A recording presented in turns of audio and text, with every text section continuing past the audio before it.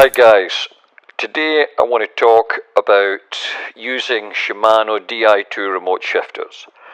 Now to some people it seems like a luxury to pop these on. They may seem expensive and unnecessary, but if you are like me and you find yourself reaching for the shifter to click up, click down in your Di2 system, you will find these remote shifters superb.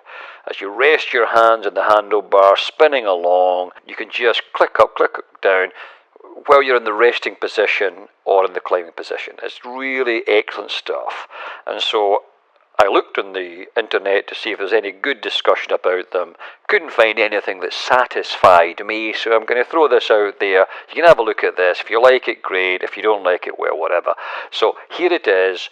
I hope you enjoy the video and it helps you to get your mind round it, and maybe you might end up popping them onto your bars and saying, hey, superb, luxury, but great.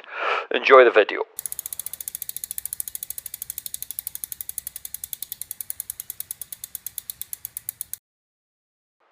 Now when your shifters arrive, one thing you'll notice is there's very little in the box. The shifter switch itself, 2 cable ties and 2 little protection pads for the handlebars. So there's not much else. The instructions are pretty basic indeed. Now one of the things I felt about the switch was it really is a pretty bulky switch. It could have been made smaller. One of the things you are going to need is the Shimano tool TLEW02. This little tool, though not essential, yet will safeguard you from damaging your cables as you pop them in, or if you have to pop them back out. It'll also help you get the cables into a really snug, snap, watertight connection. So this little tool, if you don't have it, do yourself a favour. It's not expensive. Grab one off the internet and you'll get the job done far, far easier and more safely. Now, one of the things about cyclists is they love to get their kit as light as they can. And so, for those of you who need to know, this switch is 20 grams in weight. Now, I'm marrying the remote shifters into a set of 6800 Di2 SDI levers.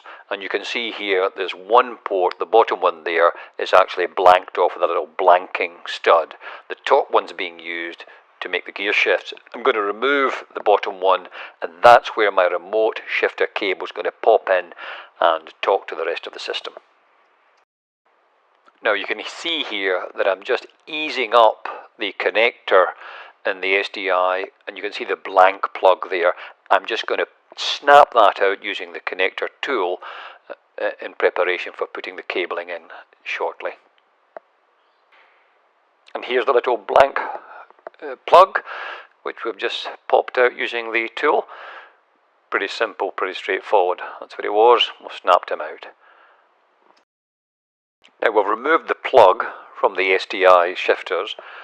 Now going to prepare the switch itself by feeding the cable ties through in preparation for loosely attaching them to the handlebar. And that's what I want to do, just loosely attach them to the handlebar, and I'll finally tie them back when I get the final position of them at a later point. So it's a good idea, just feed the ties through, get your little pads on in preparation, and attach it loosely to the handlebar before you finally tie it back. You can see here I've actually attached the little protection pads to the switch itself before zipping them on. Here you can see I've loaded the remote shifter cable into the actual connector tool before snapping it into the spare port on the levers. So just getting ready now to snap the thing in, just pops firmly in, just making sure that it will snap in nice and firmly so we've got a good tight water seal on the connection. Now here we are, the remote switch is attached to the handlebar, bar tape stripped off, the other side of the cable is snapped sweetly into the levers. I now just have to tie off the cabling and rewrap my bar before finally tying tight the switch and getting it really nice and snug. Now we're just going to run through the shifts using the satellite shifter, clicking up and flipping through the cassette just to double check everything works beautifully before finally wrapping up the bar and tying everything off. Beautiful.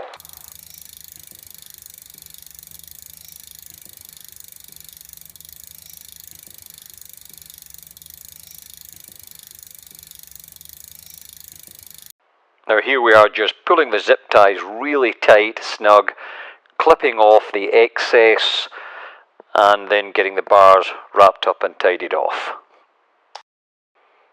Job done, guys. That's the unit pulled really tight and snug onto the bars. The bar tape wrapped back on, tidied off with a bit of finishing tape. And I've been out riding with this system today, did a 45k spin, just beautiful. So my advice, are these worth getting? Absolutely. Superb.